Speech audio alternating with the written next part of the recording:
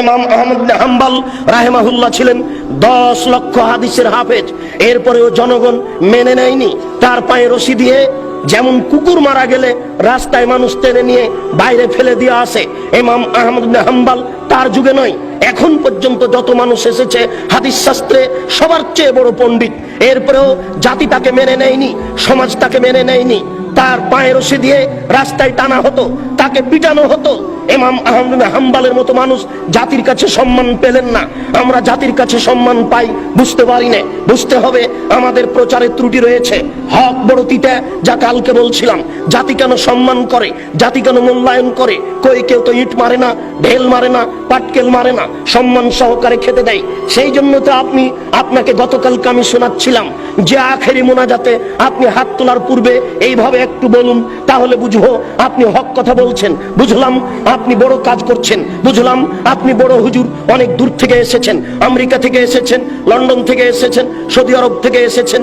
আপনি টুঙ্গির আখেরি মোনাজাতে অংশগ্রহণ করবেন, 1 ঘন্টা আপনি মোনাজাতে থাকবেন। সারা পৃথিবীতে মানুষ টিভি চ্যানেলে আপনার মোনাজাতে অংশগ্রহণ করবে।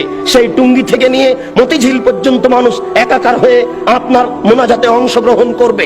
দেশের নেতা নেত্রী এই মোনাজাতে অংশগ্রহণ করবে। হুজুর আপনি একটু হক কথা বলুন না, আপনি বলুন।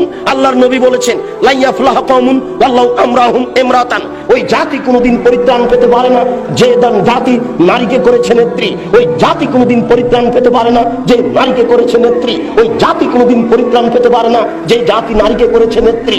আপনি বলুন দোয়া করার পূর্বে। আল্লাহ রাসূল বলছেন আলী লা তাদুতিম সালান ইল্লা তামাসতাহু ওয়ালা কাবরান মুসরিফান ইল্লা সাওয়াইতাহু, আলী তুমি ছাড়বে না কোনো উঁচু কবর, সবকে ভেঙে সমান করে দাও। আলী তুমি ছাড়বে না কোনো ছবি মূর্তি, সবকে ভেঙে একাকার করে দাও।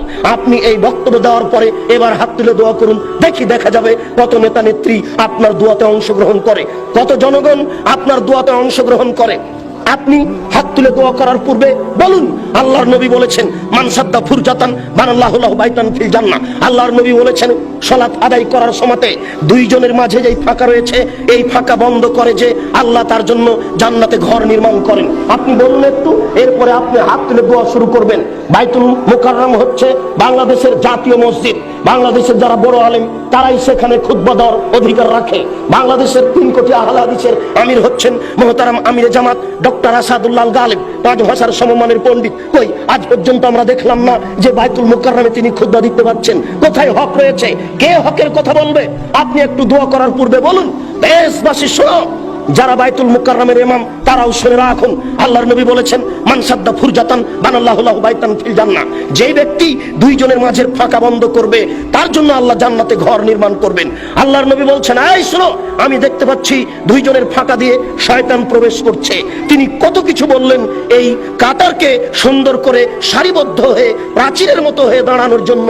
আর বাইতুল মুকাররমে গিয়ে দেখি, অন্যান্য মসজিদে গিয়ে দেখি একজন 1 হাত সামনে আছে, 1 হাত পিছনে আছে, কোন জায়গাতে 2 হাত ফাঁকা আছে, 5 হাত ফাঁকা আছে, এইভাবে সালাত শুরু হয়ে যাচ্ছে। কই আপনি তো একটু হাত তোলার পূর্বে এই কথা বলতে পারেন না? বলুন দেখি, হক বোঝা যাবে কাকে, আর বোঝা যাবে কত মানুষ আপনার এখানে বেশি হয় আর কম হয়।